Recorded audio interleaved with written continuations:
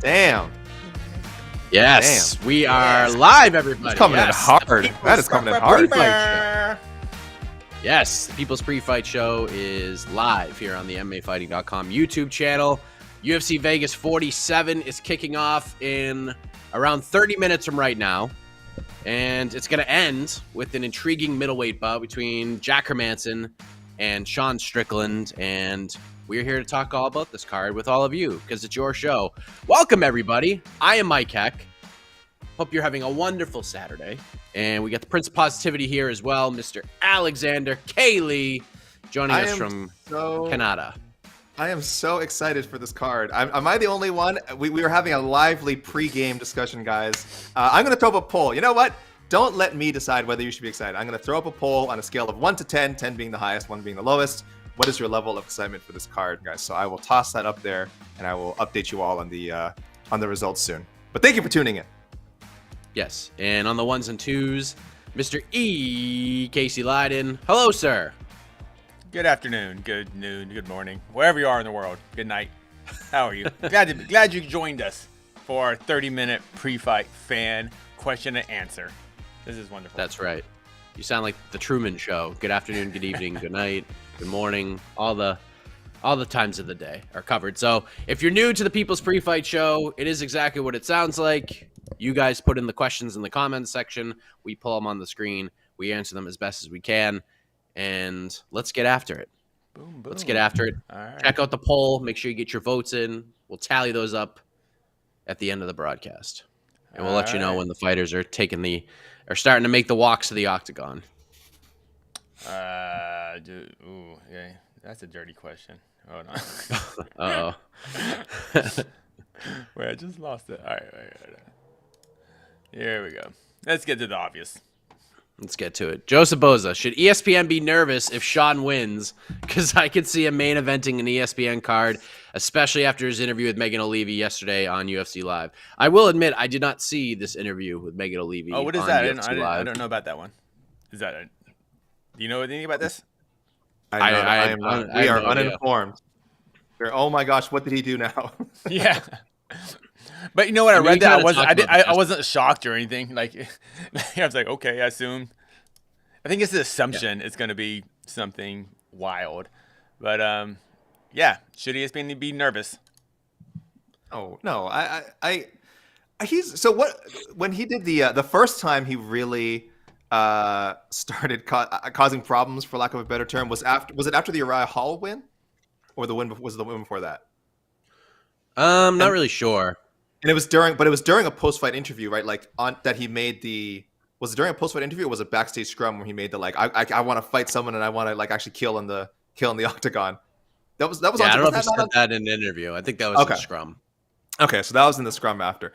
I think we've been pretty critical of a lot of the comments he's made, but I think as far as that the more homicidal comments that he's made, he's pretty smart about keeping those again either not on live TV. Again, like, should we be worried? You just said Sean Strickland is pretty smart. I'm just saying smart. That. I said smart about. Smart about. That's key. That's about, fine. I'm not John Strickland. He's a very intelligent fighter. About is doing a lot of the lifting in that sense I just made. Yeah.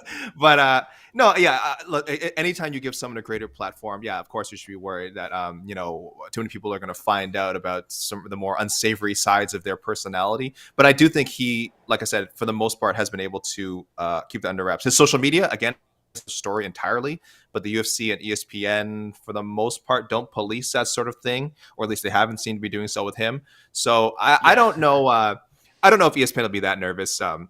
Again, they'll have people to talk to him. Will he bristle at being coached, media coached, or being say, hey, don't talk about this? Yeah, maybe a little bit, but I think he's actually not terrible at playing the game. And I think it'll be fine. But I'm sure a lot of people will be digging to see and just waiting for him to slip up. Yeah, it's a plus card, so I don't think they're too concerned, at least tonight. But I don't know. I guess the bigger question is, what's the new line that you can't cross? Because it's changed over time. Because if we talked about this on the preview show where Jed did. I forget the details, but basically Frank Mir made say I'm going to murder Brock Lesnar or something, and he essentially lost his job as a commentator for WC. I think that's kind of the long story short. Times have changed. The UFC doesn't seem to care about, or maybe just because Strickland's not like an on-camera analyst, so I don't know. So is there a line anymore? It's just can't drop the N-bomb, can't drop the F-bomb. Like, I mean, what is it? I'm not even sure what the line is. Is there a line anymore with the UFC as far as like fighters promoting themselves? Look, I mean, they had a great discussion. AK was part of this great discussion on the ranking show. We talked about old precedents set and things just being way different now. The time's changing, so to speak. Like, I think it was the conversation was stirred up because it was the Paul Daly question, right? Paul Daly was essentially said his next fight's going to be his last. We talked about the punch after the bell to Josh Koscheck, banned from the UFC for life. But then Khabib jumps over the cage and attacks Dylan Dennis in the crowd. And he is not, suspended, fined, anything. He's not kicked out of the UFC. Connor's throwing dollies at buses, injuring fighters. He's not don't kicked forget out of about the UFC. Jason. People forget about Jason High. Remember Jason High pushing the referee, yeah, shoving a ref. I think, just shoving. After a controversial, And then other fighters have done the same thing. And then after I think the loss when Stipe lost to DC, Stipe gave a shove to the ref, and we kind of he's just frustrated, and we kind of looked past that. So the bars it moves if the goalposts change. I think you just have to accept that, and it's not our company. It's the UFC. They're a private company for now. 100%. And if that's the way they want to run things, that's the way they run things, and we can object to it. But it's on them. I mean, that's kind of my feeling. Yeah. Remember when there's a difference between Luis Pena and John Jones too. Remember? Yes. Like they both were clearly both had pretty awful police reports about allegations and alleged incidents involving the fairer sex, and Luis Pena was released from the UFC. And when Dana White was asked about John Jones, it was, well, every story's different. Everything is that, and you know what I mean. Remember when Roy Nelson kicked John McCarthy in the butt? I do remember that. Yeah, it was after, because I think it was Bigfoot Silva. I think he had knocked out Bigfoot Silva, and he's like, the fight's pretty much. He thought the fight. He kind of wanted to do like a walk off, and I think Big John didn't wave it off, so Roy Nelson he had to punch Bigfoot a few more times, got mad, and kicked John McCarthy in the ass, and there was no repercussions. It was a very light ass kicking. Yeah. I miss referee John McCarthy. Referee, yes. Yes, referee John McCarthy. I'm gonna go ahead and just put this one up. I think Mr. Triple G kind of. Oh my goodness! Truth bomb! Truth bomb! How dare you? I didn't say it. All right. Triple G, how dare you suggest Let's that talk about UFC some actual and fights now. ESPN about profits? They're about the purity of the game. Brennan Lindbergh. If Rachmanov wins in impressive fashion, is a top 15 opponent next for him, Casey? I would think so. Really, I mean, do you think if he wins impressively against Mr. Is it Harris? How does he say his name? Who's he? Carlson Harris. Yeah. I would. Was that 2-0 or 3-0 in the UFC?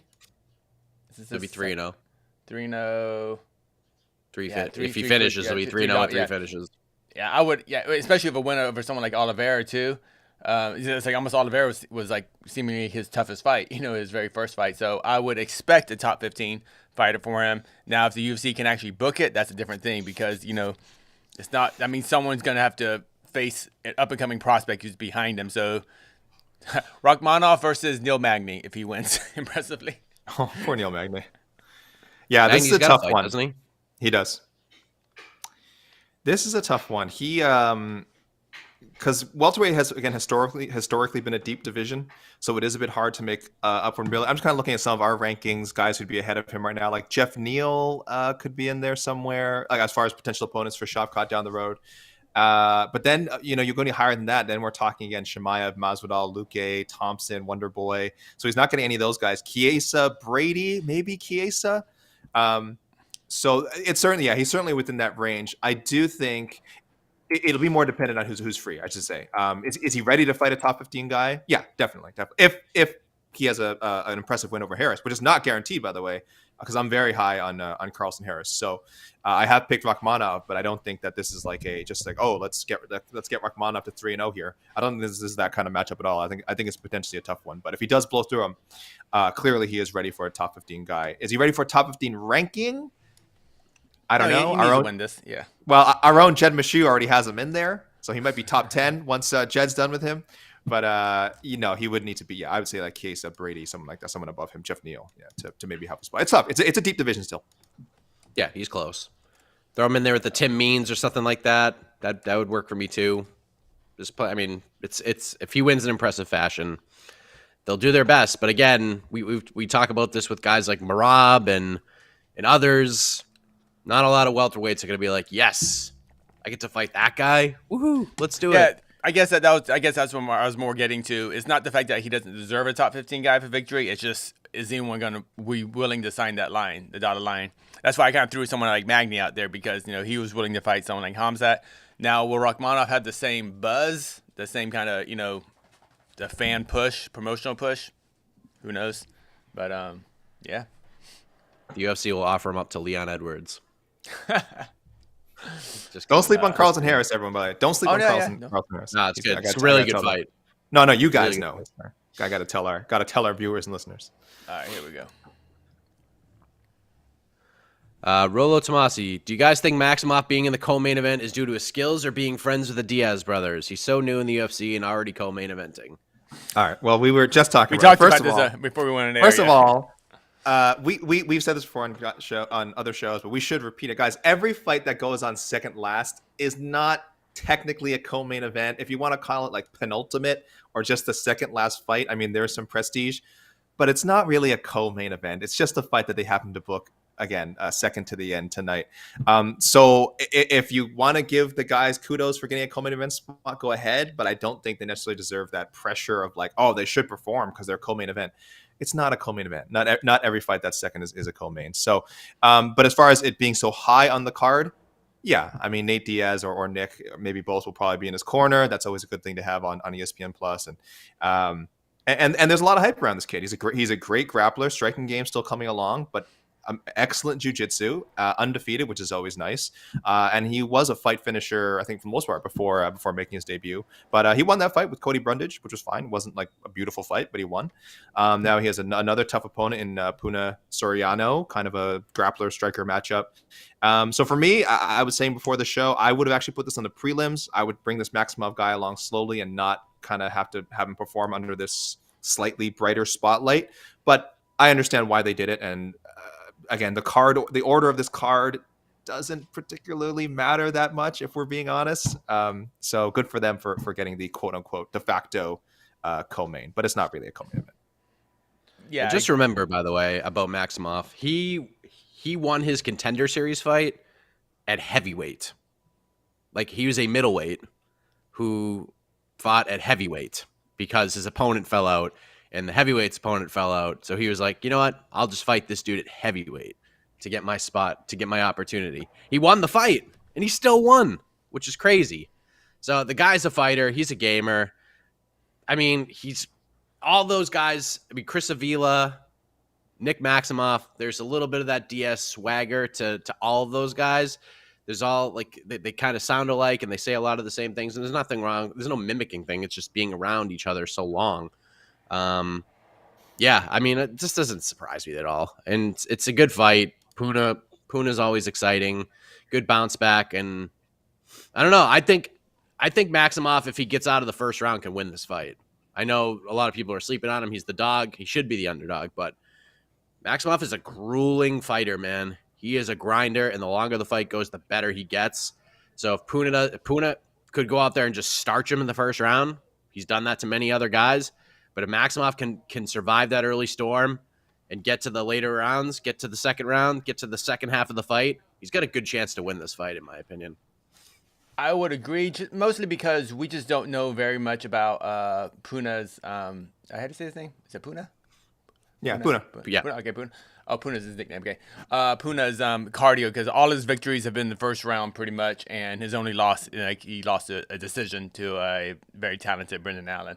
So, yeah, I think we're just going – this there's a lot of kind of unknowns about Puna and Maximov, honest too, because he's so young and we just haven't seen a lot of him. So it's a good matchup. Like AK said, it's simply the fight before the main event. I wouldn't call it a co-main. Yeah, I don't know why people are so hung up on it. Like, oh, we have to call it the co-main. Why? Why? Well, because when Buffer's out there, Buffer makes a big deal about it every time, and why would the UFC lie to us? You know, it's like whoop de freaking do. It's like it's cool. Like I said, if Maximov and Puna want to put on their resumes, hey, we were a UFC co-main event. I'm not taking that away from them. I'm just saying, as fans, guys, you as intelligent fans who are watching the show, you don't have to give a shit about that. I'm just saying you don't have to care. You don't have to care about that. If you do, that's great. But I'm saying not all co-main events are created equal. Not all main events are created equal. So but you know what? But we talk about it more if it's a co-main event. If Rachmaninoff was co-main event, we'd be like, man, the UFC is really pushing him. You know, it's just that's just that's the fight game. You the promoter, the fights on higher the card get more push. Yeah, but it's not like this has been like hype for weeks. As man, you got to catch this card because of the co-main event between Nick Maximov and Puna. No, most people didn't even know this was the co-main event till like 2 days ago. So tell me how much. No, so tell me how much co-main event like in a situation like this means, right? I don't know. Anyway. Yeah. The way I view it is, if we don't see their entrances on television, it's not never happened. Yeah. Oh, can you? Oh, that's a good rule. That's a good rule. And we're not going to see their entrances on television. I can tell you that right now. No. Mm-hmm. All right. Let's fly through these. Other than the main event, is there an interesting storyline for any of the fights tonight? Future implications? AK. Sure. I don't know any huge storylines, but maybe because I've looked at this card more than other people have had to, but I do think there's a lot of little interesting storylines. Sam Alvey, will this be his last fight with the UFC? I know most people probably thought he had already been released, but he hasn't. He's still around. If he loses to Brendan Allen, it'd be more of a story if he lost and then was somehow kept around. Then it really becomes a story. Wait, is he tied right now for the most losses, consecutive losses? No. Winless. Seven winless appearances. He's just behind BJ Penn, who also had a draw in that stretch. I think the draw with John Fitch. So this could be a record tonight if he loses. He'll tie BJ Penn. I'm sorry, BJ Penn is at 8. I'm sorry, the great BJ Penn has the record right now at 8 straight without a win. 8 straight UFC appearances without a win. So Alvey's at 7. So yes, that's a hell of a storyline. I like it. It's something, right? Again, I'm not saying there's any huge storylines, but again, the Ultimate Fighter thing, for anyone who still cares about that show, Trayshawn Gore, Brian Battle, making up for lost time. I know a lot of people are interested in that. I watched the season. I'm not really one of them, but I know people are, and they should be. It's a cool story. They get to make up for what should have been the Tough 29 finale. On the prelims, not so much. I think there's a lot of good fights. I don't know if there's anything I would kind of say is like a standout storyline. I do want to see what happens with Chidi Njokuani. I do like that. I just find it so weird. He's a Bellator vet, has fought for other good promotions, and has to go through Contender Series and now face a really tough 185er. But hey, maybe he gets a win, and we're talking about Chidi Njokuani more throughout this year. It's possible. Stranger things have happened. Bellator washout. Winning the UFC. Oh, put it like that. I'm joking. I'm only. Yeah, I'm joking. Yeah. It's okay. Sam Alvey. That's sadly to me that's the story outside of the main event. I mean, obviously every fighter wants to win. Every fighter needs to win. But as far as broader things. Yeah.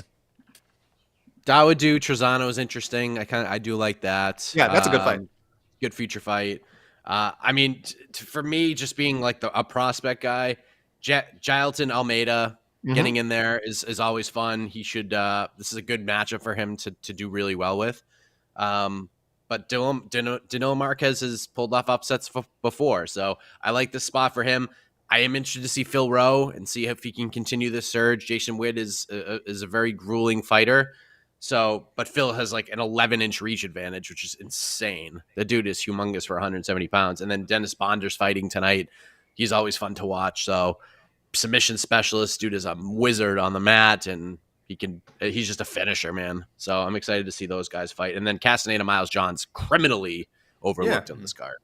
I don't think I honestly don't think there's a bad fight on this card. What there isn't is there aren't a lot of great fights on paper, and on paper anyway. Who knows? Some of these fights could turn out to be great, but on paper, I understand why people are kind of looking over this card. There's not a lot of like standout great fights or storylines, as this question suggests. But I don't think I don't think any fights in this card are like, oh man, why is this happening at the UFC level? I think all of these are like quality fights. So I don't know. Maybe I'm just being too positive, but I'm standing up for this card.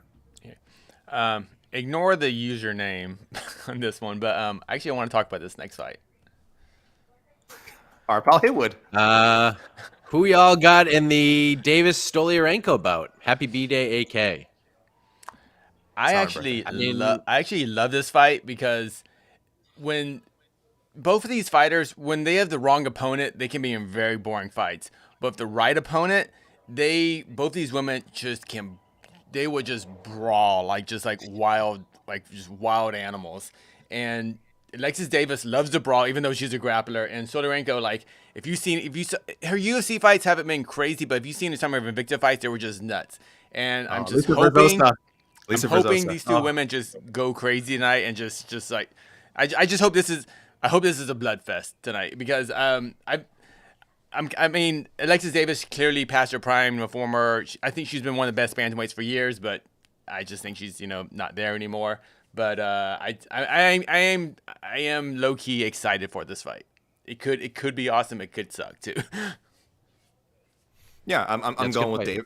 I'm going with Davis. I think Stoliarenko's, again, tough, can be really exciting, like Casey said, with the right matchup. I just think Davis is a lot more skilled. I mean, again, maybe she's not in her prime anymore, but I've just seen her do more against better quality opponents than Julia Stoliarenko has fought. So it's hard for me. Again, you never know when a fighter is about to kind of like steeply fall off. I don't think Alexis Davis has reached that point yet, and I don't think Julia Stoliarenko is like peaking right now either. So this is a pretty easy pick for me.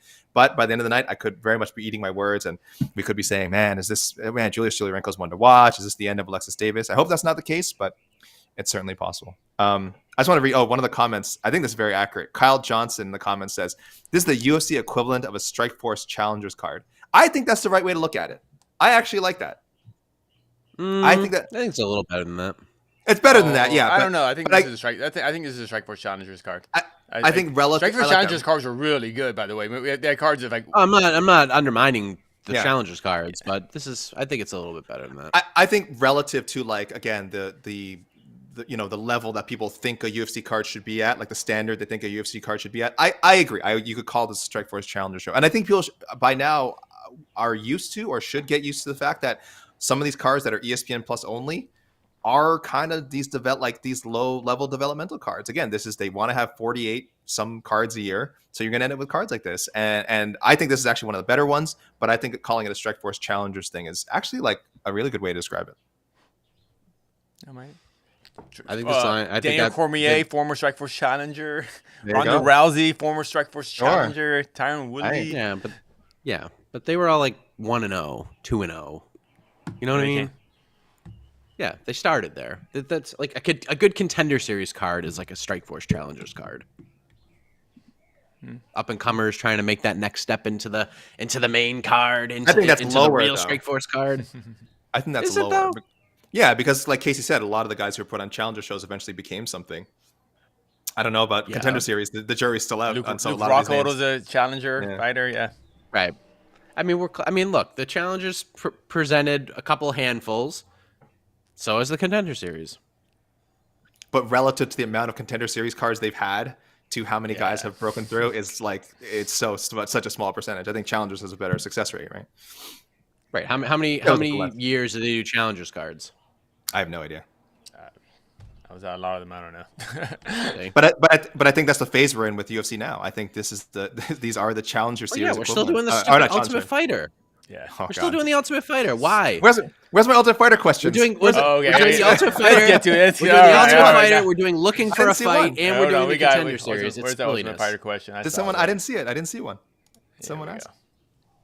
Of course, Joseph Boza coming through. Go ahead, JK. That's all Wax you. poetic. Oh, okay. I'll read it. He says, can AK react to the fact that the UFC Women's Bantamweight Championship is tied up thanks to Tough? Looks like they're filming now, premiering in May. Hopefully they rematch September, October. So anyone didn't see, Juliana Pena and Amanda Nunes, coaches on The Ultimate Fighter 30th season of the long-running UFC reality show. Again, I've said it before. It is so stupid to put active fighters that people want to see fight on The Ultimate Fighter. All it does is delay their fights. Again, I was happy. I've said multiple times on Twitter, I'm so glad it wasn't Masvidal and Covington. Someone messaged me. A good friend on Twitter messaged me and I was like, don't you want to see these guys argue in the house for 2 months? And I'm like, no, I get to see them fight next month. That's what I want. I don't want to see them talk for 2 months and then wait another month before they Wait, why? people said that? Like, no, we watch. That's what WWE Raw was for. That's what SmackDown's for. They meant well. They were essentially saying, don't you want to see this feud? Don't you want to see the trash talk go on for a longer time? I'm like, no, I'm good. Give me a press conference. Give me a media day. That's all I need to see from these two. They're going to be very busy doing interviews, social media. I'm fine with that. And so it sucks that, again, that they went with this fight, because this is also a fight I would want to see. Like, this could have just been booked for June. They could have just booked this for June or something, June or May, right? Instead, as Joseph Bozo explains, they got to film the show, they got to air the show, and then they got to fight after the show. And it might not even be right after the show. It might be a month after the show. So this fight that could have been booked to happen in a few months is now maybe you attack 2-3 more months onto that. Stop casting active fighters as coaches. Nobody cares about the coaches on the show. People say they're going to tune in. The ratings do not change. They don't. Maybe it would have had a little spike with Covington and Masvidal, but it doesn't matter. Get people who actually want to be on the show and coach. Get me Chael Sonnen on there, Matt Serra. I don't know, retired fighters that actually, Forrest Griffin. I don't know, people that people like, but it doesn't stop delaying fights for Tough. I think this is the stupidest thing for Tough, because this is a fight that didn't need a storyline built into it. You don't need trash talk. This is like not at all. One of the biggest upsets ever in UFC history against what most people think is the GOAT. Can she come back? Was it a fluke win? We'll find out. Gosh. But also, are they good coaches, and are these random fighters good roommates? Let's find out. It's like, no. And the cast, God bless their hearts, it's like nobody with more than like 8 pro fights or something. It's insane. What are we doing? What are we doing with this show? Mike, stop me, Mike, please. I'm about to drop a hot take here. Oh boy, here we go. Do it, please. The UFC got this one right. Okay. They got this one right. It's better than Masvidal Covington. I mean, everyone would have rather have seen that, right? But both women have already stated that they're not ready for a rematch till like July or August. Like, that's when Pena wants to do the rematch, like late summer. So I think it's perfect. You got the storyline with Juliana being a former Tough winner. Yeah, she was saying like July, August is when she wants to fight. She went a 10-month break after. Okay, all right. Yeah, she's a mom and all that stuff, so she's got a lot of stuff going on. So yeah, I think it's fine. I think it works, and yeah, it is what it is. It's better than putting Masvidal and Covington on there. I'll tell you that right now. I fully support not putting Masvidal. There's going to be, trust me when I tell you this, there's going to be awful trash talk on this one too. Oh, Juliana Pena has done a great job as champion. I will say that, but Juliana Pena likes to talk some junk, and it ain't pretty when she gets in that mood. So, and here's the thing: this is only going to matter to people who already watched The Ultimate Fighter. I guarantee you, this doesn't spike a long-term rating. So why? No. Why? That's my only beef. But you're right. The timeline matches up. It's not as harmful as if they had put Masvidal and Covington on there and pushed that one back like 3 months. Then I'd just be like, what the fuck are we doing? Yeah. But I can't believe the show is still on the air. Who's gonna win the dunk challenge? More challenges. More challenges. Bring back the challenges. We don't need all those other fighters. Just have. I will watch Tough if we get rid of the actual fight part and all the random other fighters, and just have Pena and Nunes just do a random like play Pictionary now. Go. Yes. Who's better? Love it. That's what I want. That's just Love it. But what color would the basketball jerseys be? Teal. Going teal. And polka dot. All right. Can we stop with the basketball jerseys? It's so stupid. This one's from Mike, actually, because he keeps a better he's got a better eye on these guys. Who'll have the best debut? Who is making debuts, MMA, UFC debuts, in a few minutes? I'm looking at Almeida right now. That's probably the guy. Yeah. Is Almeida the only? Yeah, I mean, I feel like this matchup for Almeida is perfect for him to shine. So I'll go with him. I mentioned Njokuani, but I do think the stage is set for Almeida to get a big win. But yeah, Njokuani could surprise a lot of people. It's just kind of weird saying his debut, because I think a lot of hardcore fans are pretty familiar with him by this point. But it is a debut. Tresean Gore would be the other choice, I suppose. But I am picking Battle to beat him. Bondar making. Oh, that's right. Bondar. I keep forgetting that he hasn't debuted because it got delayed like 3 times. He's been booked like 3 times. I thought he debuted in 2021. That never happened. Yeah. So there's quite a few. But yeah, I'll go with you. I'm going with Gelton. We have our own Guy Cruz. I mean, the man on the street in Brazil has said this guy's a beast. So there you go. Really What else do you know? He never lies. right. No. Overlooked fighter. The answer could end up being Trayshawn Gore at the end of the day. Could We'll be. see. This is his UFC debut technically. Yeah, that's right.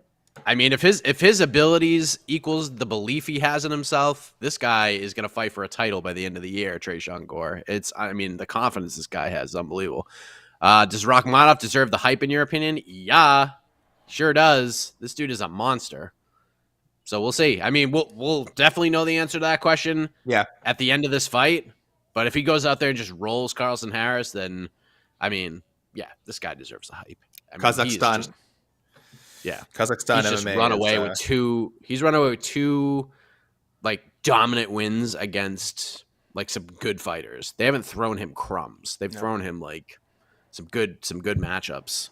So. And he's just a different personality, a unique person we haven't seen from a part of the world I'm not too familiar with. He has a cool wolf I don't know, wolf hat or something. I think he punched a wolf and just took his head and put it on his head.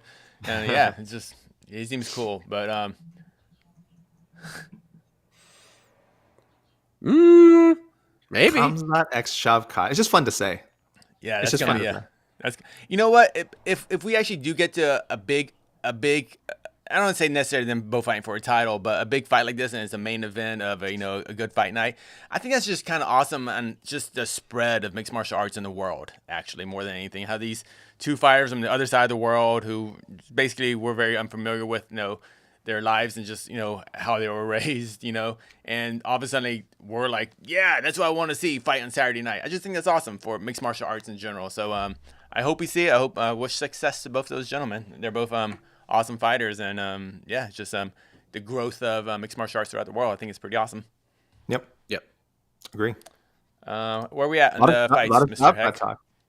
No, the broadcast just started, but nothing happening, so we still get some time. Our poll, 41% putting their level of excitement in the 7 to 9 range. It's probably a little too broad. I imagine that's probably people a little bit closer to 7 than 9. But yeah, generally people are looking forward to this. So 40%, quite a few votes are in too. So a solid 40%, 16%. I don't believe people who are 10 out of 10 excited for this card. Come on.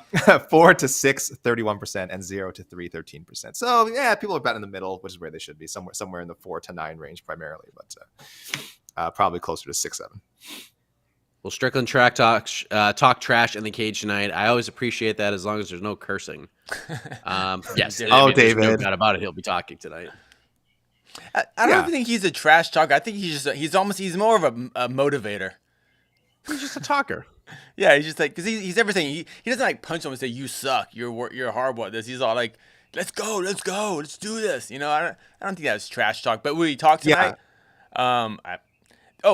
Strickland by far has taken the biggest advantage of the whole Apex fighting right now. The fact that we can hear him, I think that's been one of the best things. If anything, when Strickland fights, they should take all those 50 fans, just put them outside. You're not allowed to watch, because I want to hear everything. I wouldn't mind if Strickland actually wears one of those little tough microphones around his neck. So I think they should do that. I want to hear every single thing he says. Do you guys talk a lot of Casey, when you're training? You're training. When is your? Let's give you a little update again. So now, when is your fight? March 19th. March 19th. Oh, okay. Yeah, it got moved. It got moved a few weeks, but it's gonna be March 19th at Commerce Casino, and I'll be fighting on the amateur bouts for the Lights Out promotion. That's the promotion that Victor Henry just fought for before he went to the UFC. Wow. So I think there's going to be 7 or 8 professional fights and about 6 amateur fights, and I'm part of the 6 amateur fights that come at the beginning. Terrence Leverett is asking, what song are you walking out to? I haven't. And yet. also, what do we think you should walk out to? Mike, do you have any suggestions off the top of your head for Casey? I'd have to think about that, I think. The opening theme to the preview show with you singing mixed martial arts. There it is. Yeah. Mixed martial you arts. You gotta represent the brand, Casey. You gotta Amateur debut starts now. Oh, there it is. And then you just walk out. You got it. Oh, this would be pretty that's hype. it. Yeah, we can do this. We can do And this. then it kicks up, and you start voice over the mixed martial art. Yeah. Wow. Come down with a mic, with a live mic. Oh, there you go. That'd be yes, you mic yourself up. Why did I bring? Oh yeah, I was gonna ask. Do you talk a lot when you're doing athletics? Like when you're training with people and sparring, do you No, talk a lot? I've never even thought about that. It's so weird. I've never Oh, unless it's a very light sparring and like yeah. someone like I'm kind of carrying, just kind of like, all right, let's just get through the round. I'll let, I'm more, if I do anything, I'm more encouraging them. Like, so say if I'm winning a round and Okay. I'm kind of, and I know I won the round, but I'm trying to help them out too. I'm like, come on, let's go, hit me. Come on. Like, I'm not going to, because sometimes if you hit them too hard, they're like, they kind of shell up. They're like, oh yeah, I just want to survive this round.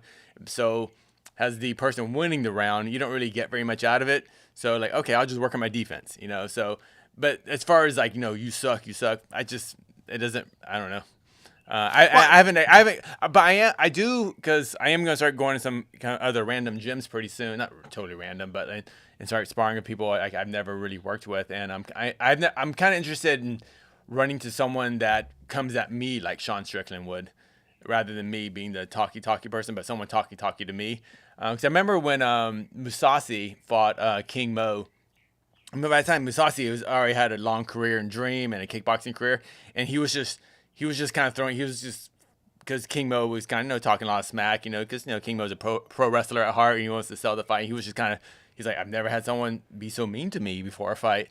So I am curious what that would feel like. But me myself, no. I want to be that person. I want to be that person, but I'm just not. See, I didn't even mean like trash talk though. I just mean like talking. Because when I play like basketball, I talk a lot. Because I have a lot of I have a lot of nervous energy. I think when I do like athletics, I have a lot of nervous energy, and I'm that annoying. Like anyone who's played pickup basketball knows there's all kinds of types of people. I'm the talker.